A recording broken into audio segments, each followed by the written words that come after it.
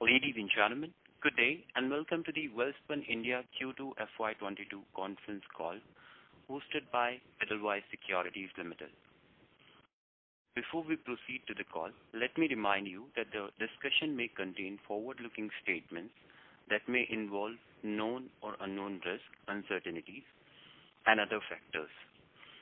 It must be viewed in conjunction with our business risks that could cause further result performance or achievement to differ significantly from what it expressed or implied by such forward-looking statements.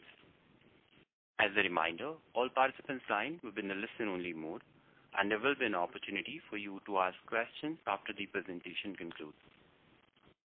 Should you need assistance during the conference call, please signal an operator by pressing star then 0 on your touchtone phone. I now hand the conference over to Mr. Nihal Mahesh Jham from Edelweiss Securities. Thank you, and over to you, sir. Yes, thank you, Bilal, and good evening. I would like to welcome you all to the Q2 FY22 result update for Welspun India. From the management today, we have Mr. Rajesh Mandayawala, Managing Director, Ms. Dipali Goenka, CEO and Joint MD, Mr. Sanjay Gupta, Chief Financial Officer, and Mr. Akhil Jindal, Group CFO and Head Strategy. I would now like to hand over the call to Ms. Dipali Goenka for her opening remarks. Over to you, ma'am. Thank you. Thank you, Nihal. Good afternoon, ladies and gentlemen.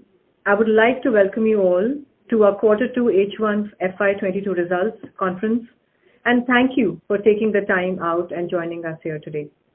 On demand side, we continue to witness highest ever global growth across geographies with increasing consumer spending. Both the US and the Eurozone have grown in high double digits on the back of increasing consumption levels. In the backdrop of this, we continue to see unprecedented levels of order flows, way above the pre-pandemic level, indicating a continued global recovery. We recorded our highest quarterly revenues at 2,501 crores at a growth of 26% year-on-year and 12% quarter-on-quarter, and highest half-yearly revenues at 4,728 crores at a growth of 47% year-on-year. Compared to pre-pandemic levels of H1 FY20, revenues of 3,568 crores, revenues are up by 33% in H1 FY22. On export sales, grew by 28% year-on-year and 16% quarter-on-quarter as demand for home textiles continues to be buoyant due to growth trend driven by home body economy, continued increase in online spending, and focus on environment-friendly products. The structural shift in retailers' sourcing strategy has resulted in exports from India growing to 44% in towels and 59% in sheets as compared to 42% and 51% respectively a year back. I'm proud to share that today, every fourth towel and every seventh sheet sold in US now is being made by Welspun. We're also delighted to share that in the list of top 13 towels published by Ideal Home, UK, Christy Towels topped the list and were accompanied by 4 other Welspun-made towels. This resilient business performance has, however, been accompanied by sequentially increasing commodity price inflation and logistical challenges. Supply chain constraints are still throttling back manufacturing activity worldwide. Additionally, we are seeing increased cost pressures due to commodity price increases, be it cotton, coal for energy, crude oil-based products, or dyes and chemicals. With cotton prices touching a 10-year high level in October, coal prices moving from about $55 to more than $170, sea freight increasing threefold on year-on-year basis, surging of warehousing costs, and increased supply chain lead time of 60 to 90 days has now had an adverse impact on our revenues and profitability. We have started receiving the first tranche of price increase in the past few months, which has offset the cost pressures partially. Our discussions for second round of price increases are underway as the commodities play havoc. We are hopeful of getting the increase, but it will still have a time lag of a couple of quarters. We are, however, continuing to focus on a growth strategy through our innovation, products, D2C initiatives in brands and e-commerce, and emerging businesses on one hand, and continue our commitment towards ESG and sustainable growth. on the other. Overall, our D2C and emerging businesses grew 45% year-on-year and contributed 22% to our quarterly revenue. Innovation. During the quarter, we launched one of the largest traceability and ESG transparency rollouts in the textile industry with WellTrack 2.0, which would help all stakeholders to track raw materials throughout the supply chain back to its original through blockchain and AI-based technology. We have started capturing major ESG-related data points, including water usage, fair pay, power consumption, gender equality, among others, to further our ESG agenda. World Economic Forum selected Spun as one top 100 global corporate-ready social enterprise. We received the Clarivate Innovation Award for the second year in a row, only textile company to do so. We have been recognized in ET Futurescape as one of the top 100 companies in India for sustainability and CSR. Our innovation product sales during the quarter were 573 crores, registering a growth of 52% year-on-year and contributing 26% to the sales. Welspun would continue to differentiate itself with more and more innovation products offering in future quarters. D2C brands and e-commerce. Our D2C portfolio continued to strengthen with following specific highlights. Successful launch of 2 brands in US in second quarter, Welspun Basics and Martha Stewart Everyday across marketplace and omni-channel retailers. Amazon recognized Welspun among top 5 players in home textile category during the Prime Day in US, where our towels ranked 1 and 3.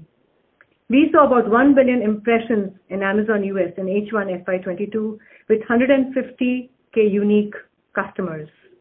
In UK with 100 million impressions, 1.2 million traffic, and about 1 million unique users, we are today seeing about 17% repeat customers, which bears testimony to the brand pull Christie has been able to create.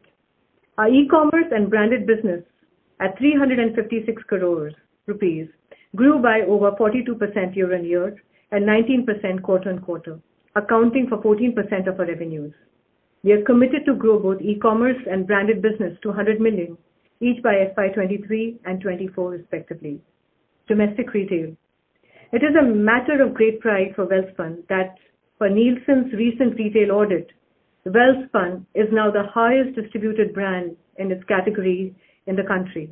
Despite headwinds from the beginning of FY22, brand Welspun was able to reach 200 cities, towns and 5,200 stores. We saw our domestic home textile reporting its highest ever quarterly revenues of 91 crores, up 104% year-on-year and 89% quarter-on-quarter. Based on the latest brand survey, we saw 100% growth in awareness from 6% to 12% and usage increased from 7% to 12% for brand W. As for Spaces, we are currently looking at over 15 crore monthly impressions on the back of live outdoor campaigns in all leading cities across the country. Advanced Textile. Our Advanced Textile business revenue during the quarter stood at 67 crores, registering growth of 8% quarter-on-quarter. Spunlace business continued to face challenges in consuming market owing to overstocking and logistical issues. However, the business saw gains in dry white segment. We have commenced sheet mask sales for leading wellness brand in India. The industrial filtration demand continued to be strong in quarter 2. During the quarter, we became one of the first Indian companies to receive US FDA approval for its 3-ply surgical masks. Spunlace capacity at Telangana is underway and is expected to start commercial production by Q4 FY22. Flooring business. Overall, flooring business stood at 160 crores in quarter 2 FY22, growing by 107% year-on-year and 32% quarter-on-quarter and contributing 6.5% to the top line. With the ease of COVID-induced restrictions in quarter 2, especially in USA and Middle East markets, we have started getting more traction and inquiries in SPC flooring business. Carpet tiles business is showing phenomenal improvement and we are receiving large orders from UK, Middle East, USA, Canada and New Zealand, including repeat orders. The domestic flooring business has seen a healthy quarter-on-quarter recovery after the second wave impact in quarter 1 FY22. Commercial and hospitality channels are witnessing a resurgence in inquiries. Added to this, the focus on residential channels would drive the growth in the coming quarters. Our first campaign on Click and Lock tiles featuring Amitabh Bachchan has performed very well with a total reach of 10.1 million customers. With both of our home textile plants situated at Vapi and Anjar, continue to operate at near-peak capacities of more than 95%. During the quarter, the incremental 7% TT capacity at Anjar was operationalized, with majority benefits to accrue with effect from the next quarter. As for the additional capacity, expansions underway. 20% enhancement in bed linen should happen towards the end of Q3 FY22. 80% in drugs benefits should start accruing from Q4 FY22 onwards. An additional TT capacity of 46 metric tons per day being installed at Anjar will be operational by Q4 FY23. Now, I would like to hand over the call to Sanjay to provide the updates on financial numbers. Thank you. Over to you, Sanjay. Thank you, Deepa. Good afternoon, ladies and gentlemen. Many thanks for joining the Q2 Financial Year 22 India earnings call. I'll give a brief overview of the financial numbers for the quarter before we open for Q&A.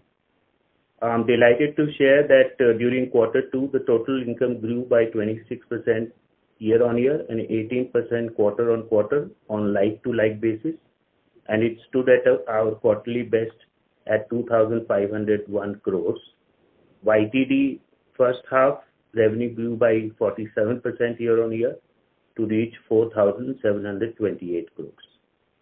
We earned EBITDA of 424 crores in Q2, growing by 5% year-on-year and 19% quarter-on-quarter on a like-to-like basis. That is after adjusting for Q4 Financial Year 21 RoSCTL rebate of 105 crores accounted for in Q1 Financial Year 22. And the EBITDA margin stood at 17% as compared to like-to-like margin of 16.7% last quarter. YTD first half, EBITDA stood at 884 crores, that is 18.7%, growing by 37% year-on-year. Pursuant to the scheme of remission of duties and taxes on exported products, RoDTEP, notified by Ministry of Commerce and Industries, the company has recognized the benefit of RoDTEP of 11.7 crore during the half year ended September 30, 2021 and the quarter ended September 30, 2021, out of which 7.6 crore pertains to eligible export sales for the period from January 1, 2021 to June 30, 2021. We provide 360-degree capabilities to our customers for logistical support, planning and stocking, specifically to our US customers. As already mentioned by Deepali, we continue to face challenges on the logistics front, which also led to incurring higher costs. This had an impact on the revenue and EBITDA of the current quarter. These exceptional costs on higher freight, demurrage and inventory carrying costs had an unfavorable EBITDA impact of 1.8% and YTD impact is 2%. Going forward, we don't see the situation easing. Had these one-time costs and provisions not hit us, EBITDA would have still been higher. Q2 profit after tax after minority interest stood at 199 crore, up 11% year-on-year and 38% quarter-on-quarter on a like-to-like basis. Our consolidated EPS for Q2 stood at rupees 2.01 as compared to rupees 1.79 year-on-year, growing by 12%. First half financial year 22 EPS is rupees 4.22 as compared to 2.28 last year, growing by 85% YTD. On the forex front, as per practice and as mandated by board, we continue to hedge about 65% of our future receivables currently. Our average exchange realization for this quarter was 75.83 versus 73.63 in the corresponding quarter last year. Net debt of the company stood at 2,537 crores, an increase of 157 crore over September 20 and rupees 288 crore over June 21. We have, however, in hand over 310 crores of RoSCTL scrips receivable and still to be encashed. Along with this, we would have been lower in net debt position as on September 21. Coming to segmental results, Quarter 2 financial year 22 core business of home textile revenue stood at 2,375 crore versus 1,924 crores during the same period last year, growing by 23% year-on-year and 17% quarter-on-quarter on a like-to-like basis. YTD first half corresponding revenue was 4,503 crores, growing by 45%.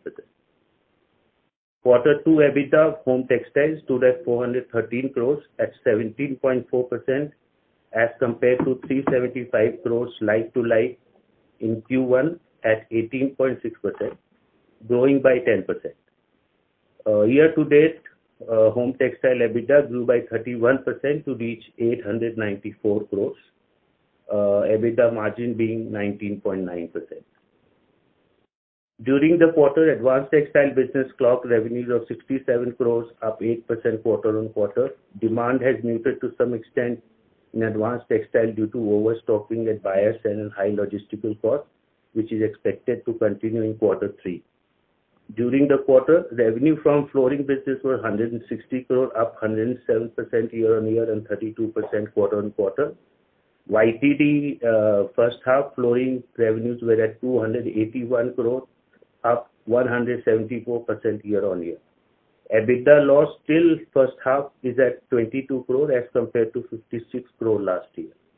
The business is also witnessing significant increase in input raw material costs and higher freight costs, but we are passing on the cost increase to the customers, which has a lag time of a couple of quarters. We are enthused with the growth momentum in the emerging businesses, and it reaffirms the confidence in our strategy.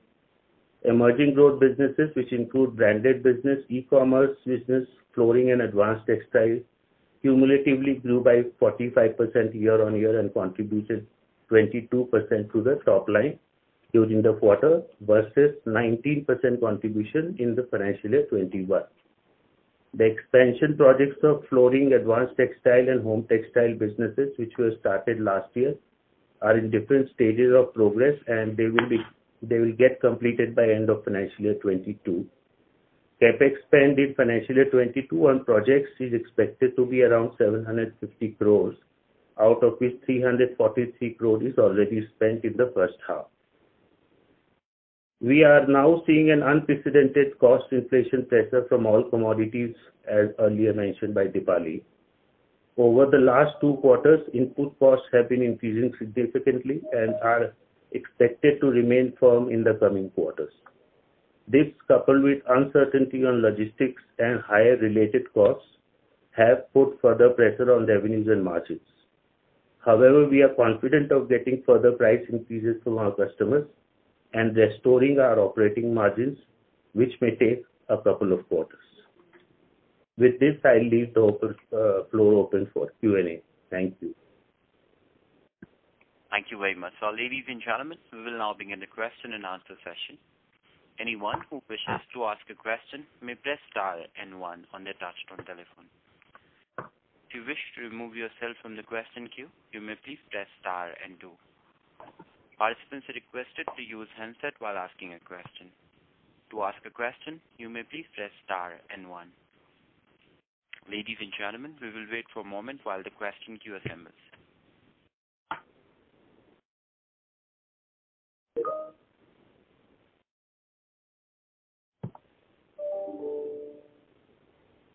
We have a first question from the line of Vikas Jain from Equirus Securities. Please go ahead. Hi. Thanks for the opportunity. So my first question, starting from your last point, as you mentioned that there's an unprecedented cost inflation that we are currently seeing. So 2 questions here. Could you quantify in our major category, that is terry towels and bed linen, what is the percentage price hike that we have taken, and what more that we need to take in order to return back to earlier levels, if any? So I will just put in here.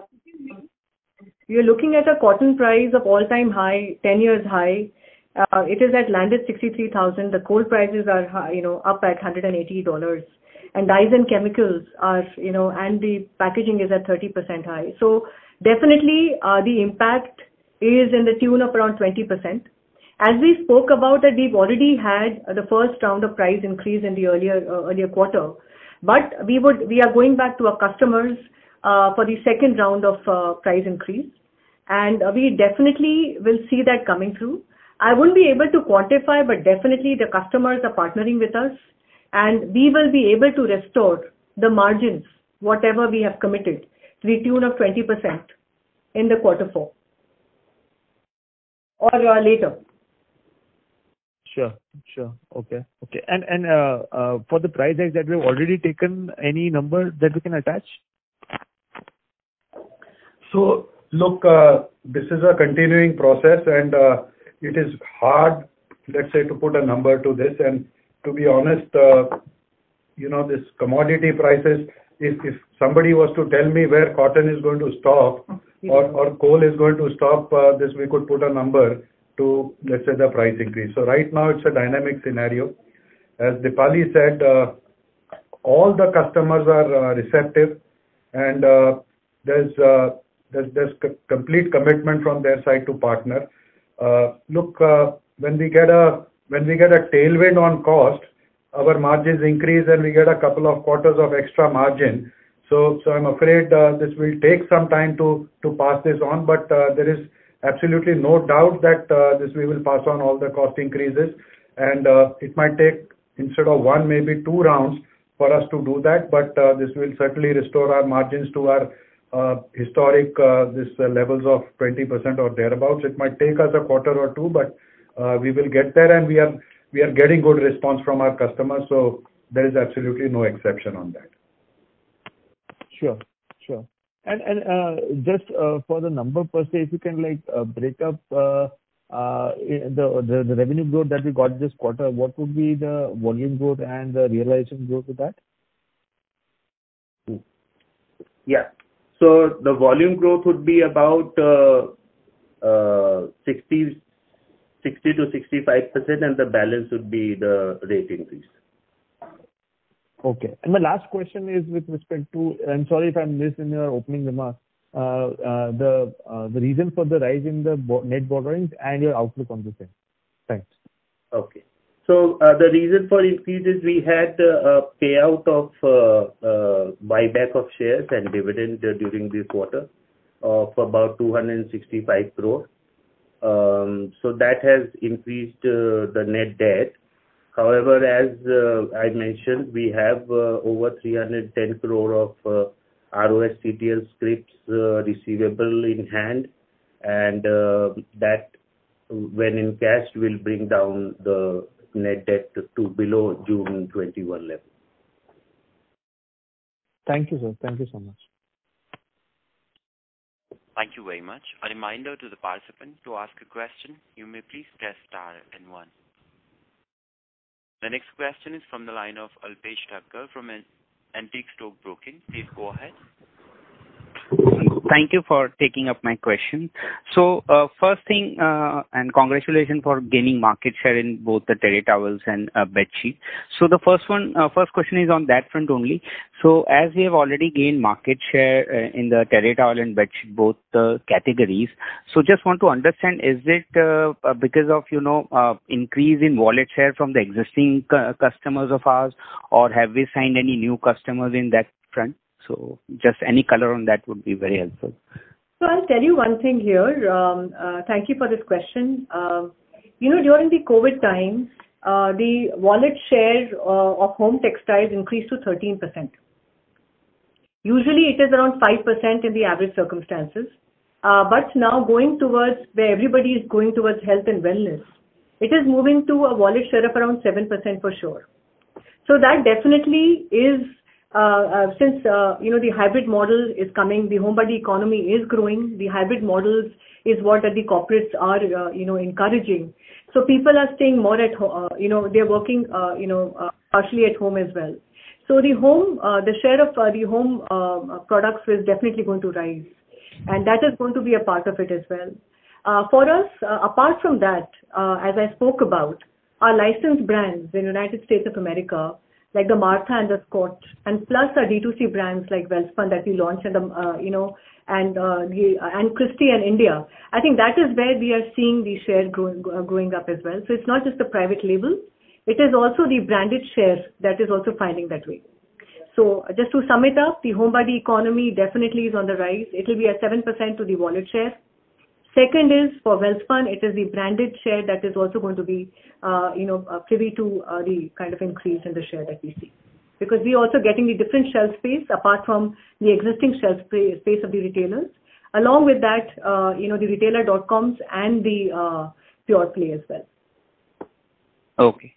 Okay. Thank you. That was helpful. And the second question from my end would be on the, flooring business. So just want to understand how much of our capacity is tied up to, exports business currently, and have we added any client in this quarter in that segment, both for soft and hard flooring? If you can give the breakup, that would be helpful. That's it. Thank you. Yeah. Hi, Rajesh. So yeah, look, most of our revenues on the flooring side have come from the international business, and for obvious reasons, last quarter you saw a significant impact of COVID in India, and so there's a good traction there, and both on the soft and hard flooring, and exports are looking pretty robust for the company. So, and we also see that the China Plus One is also playing out, and this on all sides. We are seeing very robust demand on the flooring products. And having said that, the domestic side is coming back now. So with opening up of everything in India, so this we are seeing now. We are very enthused with what is going on in the domestic market as well. So hopefully this coming quarter, maybe quarter 4, we should see significant improvement in the domestic business as well. Okay, got it. Just one clarification on the longer term side, like from 2-3 years down the line, how does this how will this number look like? Segregation between the domestic versus the exports in the flooring business. Just a rough cut or ballpark figure would work. The early stages, we are invested in a plant. So our first goal is to use the capacity in the plant and get operating leverage. So if you ask me, the first 5 years will be heavy on exports as we build the domestic business, but the heart of the business is in the domestic market, and over a period of time, we see this settling down at half and half, and it might take 5 years, it might take 7 years, but eventually it will settle down to half and half. We believe we'll get a significant share of the domestic market as let's say this our channel this improves, and this our penetration improves, and also the product is better understood through our communications by the customers. Got it. Thanks a lot for the clarification, and all the best. Thank you very much. The next question is from the line of Shaleen Kumar from UBS. Please go ahead. Yes. Thank you for the opportunity. Just one question on global supply demand scenario. So, is there any disruption at the China export front because of the energy crisis, or? Can you clarify? Shaleen, can you be more clearer? We couldn't hear you properly. Can you hear me now? Can you hear me? Yes. Sorry for that. So I was just saying that because of this energy crisis in China, are you hearing anything in terms of the supply chain disruption at their end, or if you're hearing anything, or any sense you're getting from your customer? So just I'm trying to understand global supply demand scenario. So I think the global supply anywhere is disrupted regarding coal. I think everywhere, I mean, whether it's India or whether it's China, I think everywhere. I think the whole thing is at play. I mean, we're seeing that whole supply chain disrupted from Australia to, and so I think, I would just say there, and I think I will hold on there. I think definitely there's a disruption, and definitely coal is under pressure, hence the price increase, and the quality of coal is again also the issue. we heard some shutdowns in China and even in the textile segment as well. But the same wasn't there, at least in India, right? So probably the supply chain disruption would be more in China. Actually, again, it's difficult to say because getting something out of China is difficult. So wanted to get your views if you're hearing anything besides general supply chain constraint, specific to China. I'm sure there is some impact, and the fact is that there is an impact out of India as well, but it is a little more out of China. Having said that, the real impact of it will be felt on the shelf perhaps a quarter or two down the road because there is this inventory in the pipeline. So we will know better in the next quarter or two. But as of now, we don't see anything very significant, to be honest. And except that we are seeing very robust demand on our products and our company. So we can't do enough. And we are seeing that. But to quantify the impact in China, it's too early. And very honestly, we don't have that specific information, and nor are we specifically hearing a number from our clients as well. Understood. That's it from my side. Thank you so much. Thank you very much. A reminder for the participant to ask a question, you may please press star and 1. The next question is from the line of Rushabh Shah from RS Capital. Please go ahead. Hello. Yeah, thank you for the opportunity. I just want to understand, since it is a given that home textile exporters are are in a structural dream run for the next 3-4 years. What are the major risks you see here, and if you could assign a probability of them occurring, given everything has been going well for the industry?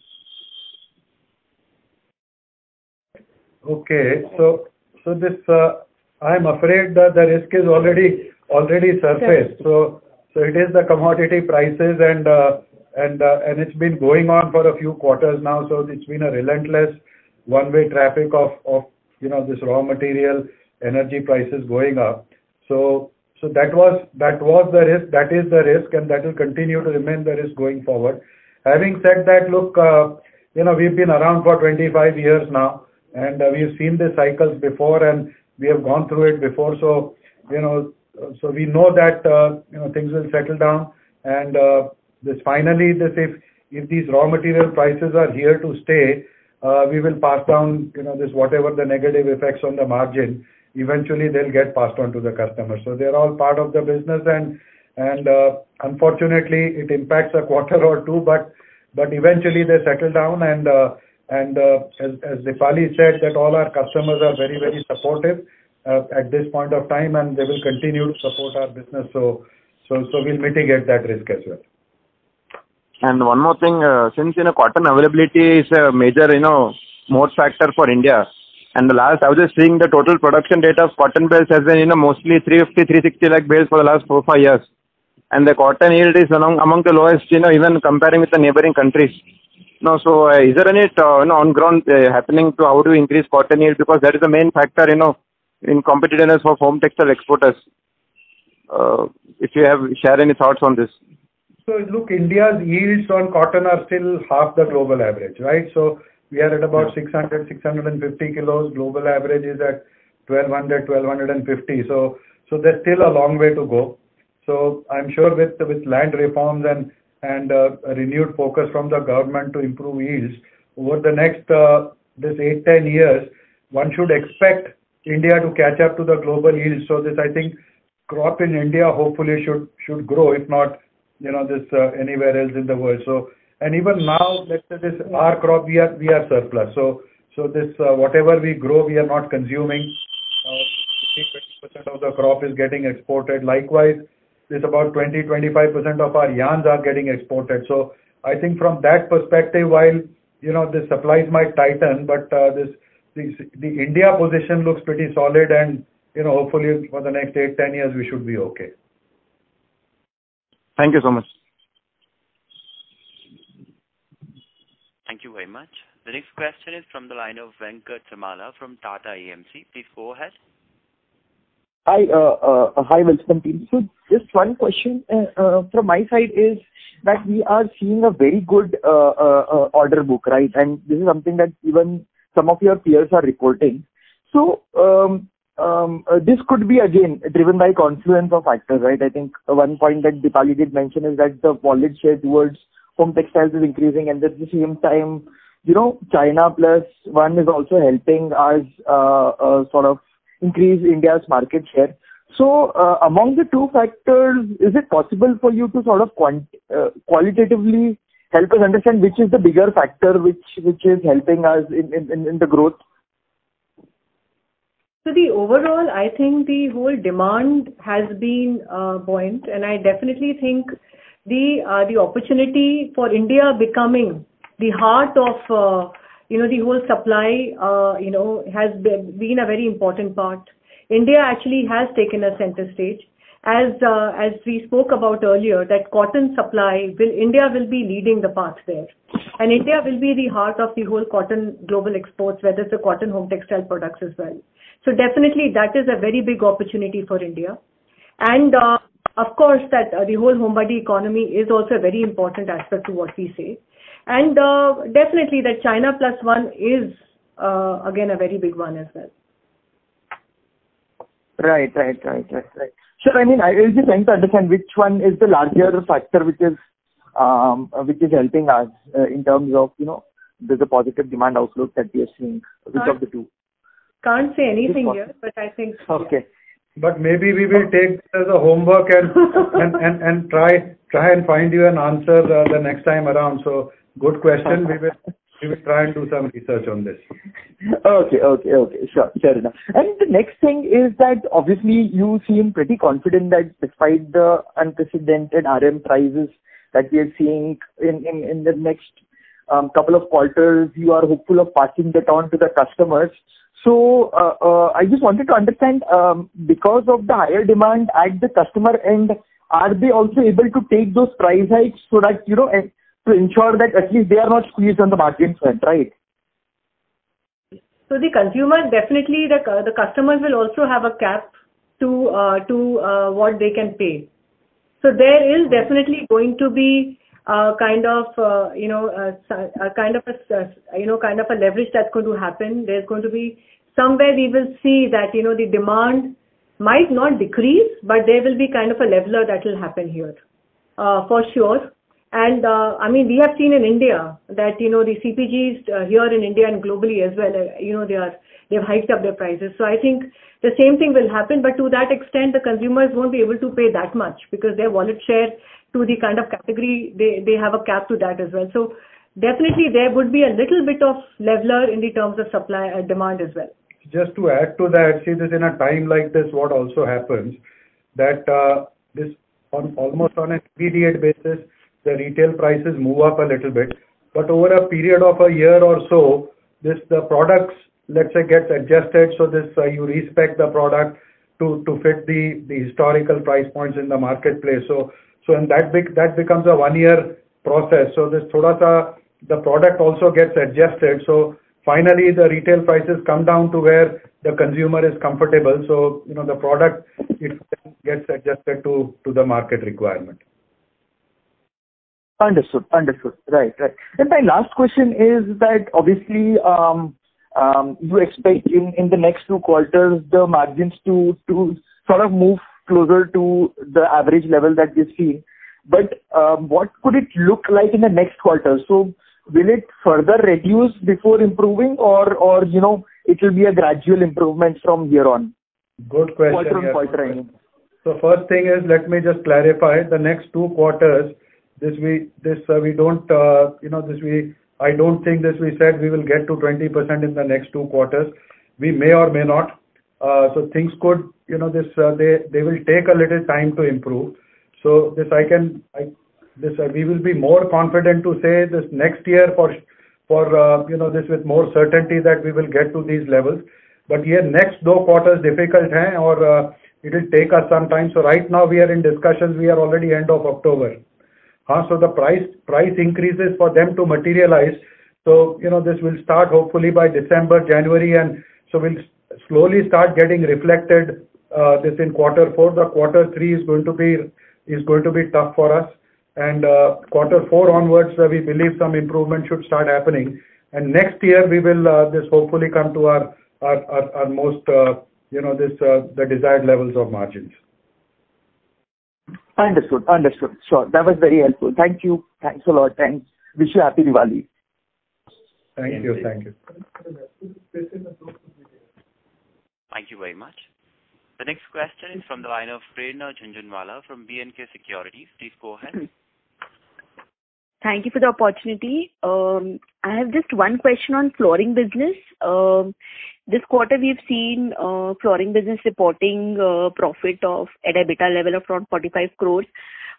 Is this the turnaround and is this sustainable, or the input cost pressures in the flooring business could also lead to reversal in this position? I wish we had a 45 crore EBITDA in this quarter, Prerna, but it's 45 million. 4.5 crores. Sorry. Yeah. So no, this so we are not. To be honest, we've had some tailwinds in this quarter, and which is why we have reported a positive EBITDA. We are close to breaking even, and hopefully we will stay there. But look, the cost pressures are the same, just like we have in the home business. The cost pressures remain the same here also. So here we use PVC and oil derivatives. But the process of passing on the cost increases is a little faster with the flooring products. So hopefully we should be able to pass it on faster in the flooring business as compared to the home business. So it's just that the nature of the business, we are able to do it a little faster. So the flooring business, export business, what are the nature of contracts? Like, for example, in home textiles, you have 6 to 12 months contracts with the customers. In flooring, how does it work? So look, the contracts this historically were the same, but of late we don't commit beyond a quarter, and we've been very, very emphatic and specific on this. So irrespective of what and we keep customers informed in terms of how our costs are moving so that they are prepared as towards the end of quarter when let's say these prices need to get discussed with them again. So यहाँ पे हम this we don't go beyond 3-month commitments, and if the price increases are sharper, this we don't even wait for 3 months to be honest, and just get back to them for discussing these prices. Okay. And how do we see this business for this year? What kind of revenues are we looking at based on the order book for this flooring business? Thankfully on the top line we look pretty decent. We still have some challenges. Let's say this on the operational fronts where some new equipment that has arrived in the current year. Unfortunately, the erectors and the technicians are unable to visit us. So we still have some equipment which is not performing to potential. Having said that, this I think we should be about 650 crores or thereabouts, and in top line, it's not lack of demand. It's actually, let's say this from the supply side on part of our business, and on the soft flooring side, we have been soft in terms of demand for obvious reasons because of COVID. But to be honest, we are looking this very healthy traction on that side as well. So hopefully next year we should see robust growth on the soft flooring side as well. So for current year, this about 650 crores if you ask me, or thereabouts. But the business is looking pretty robust for the future. Okay. Thank you, sir. That answers my question. And happy Diwali. Happy Diwali to you. Thank you. Anyone who wishes to ask any questions may please press star and 1. Next question is from the line of Sumant Kumar from Motilal Oswal. Please go ahead. Yeah, hi sir. So when talk about the flooring business, initially we had a target of 50% domestic business and 50% export business. But we got a better opportunity, and now the most of the business is coming from the export business. And due to pandemic, we are not scaling up the domestic business in the flooring side. So now, what are we doing to scale up this business in domestic market? And in the next couple of years, what are the contribution you are expecting in the domestic market? Right. Sumant, so this our aspiration still remains the same. So we want to make the domestic business 50% of our business, but at this moment, with let's say this 1,000 crore plus invested in the business, so we have to find a home for our products. So which is why, let's say this the surge in the export business. So having said that, there's a lot of this good work. So our team is absolutely ready, and there's a lot of good work that is happening on the domestic front as well. And we've seen customers from all the channels returning back for discussion. So whether it is carpet tiles for the offices, wall to wall for hotels, and also residential customers. So I guess in this quarter we should be back to pre-COVID levels. So October to December we should be back to pre-COVID levels. And from there on, we should not look back, hoping there's no third wave. So from there on, we should not look back and see quarterly improvement in the domestic business. So we're still very hopeful. I think the value proposition of the product is driven home. So this change of flooring in a day, this is resonating very well with the clients.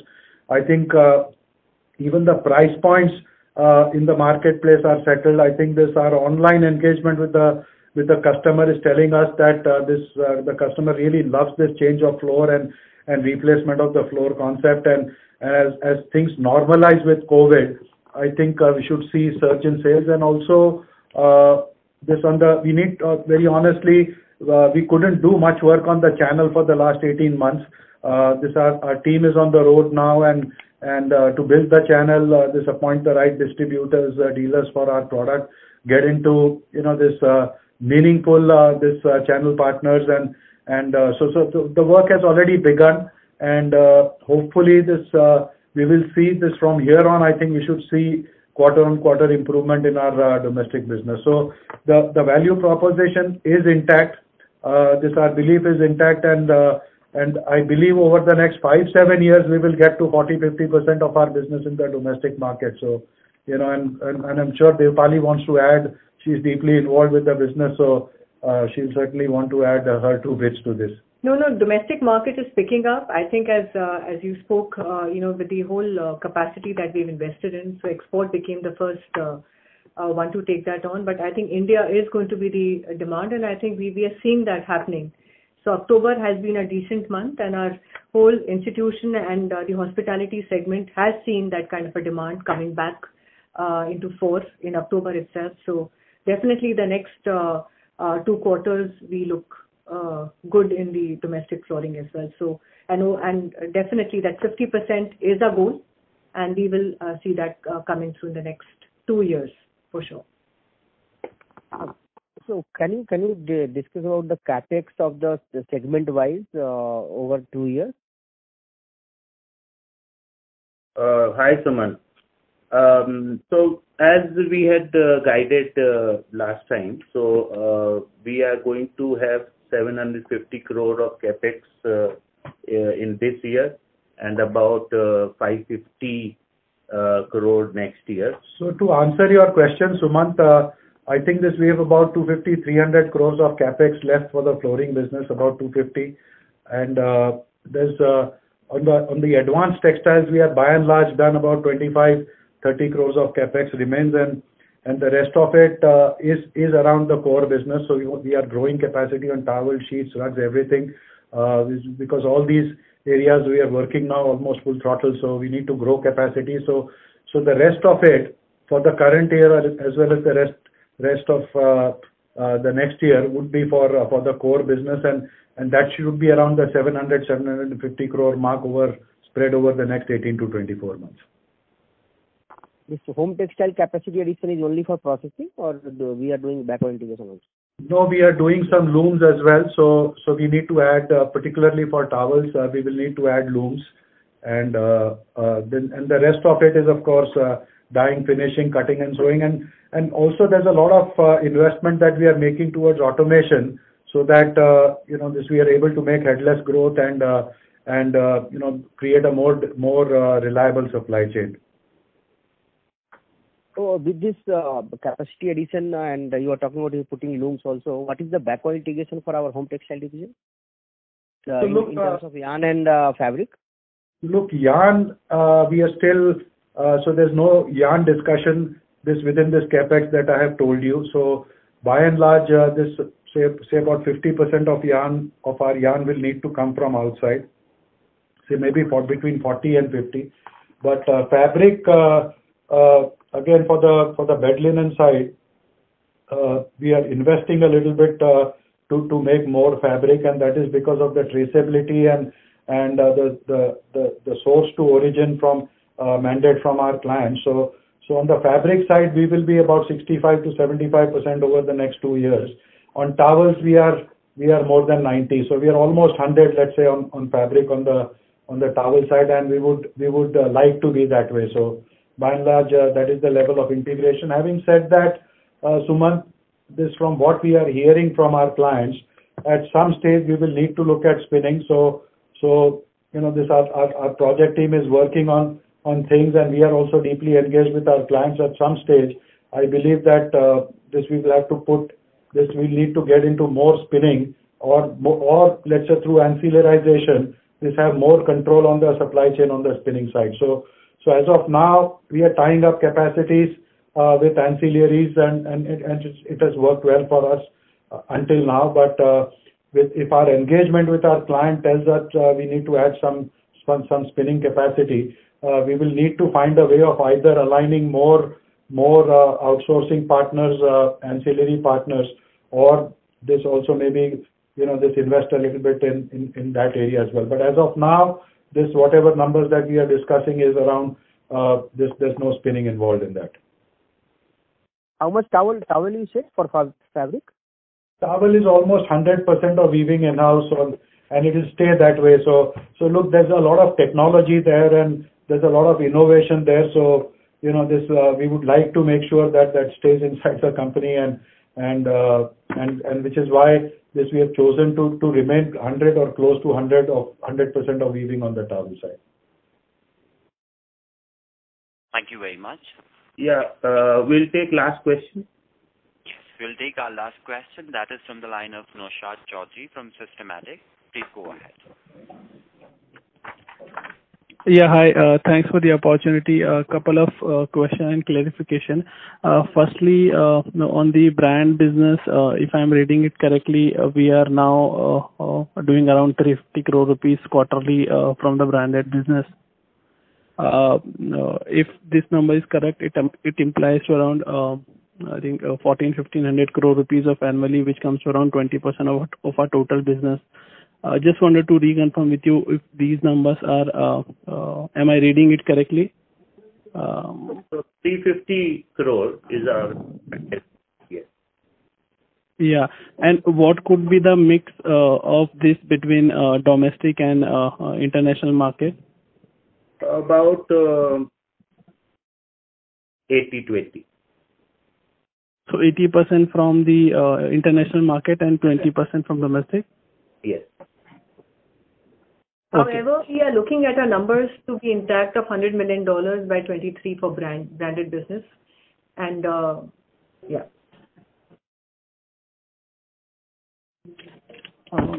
Just 100 million would be annually or quarterly run rate? No. So $100 million is yearly, and that is for branded, and $100 million for e-commerce branded.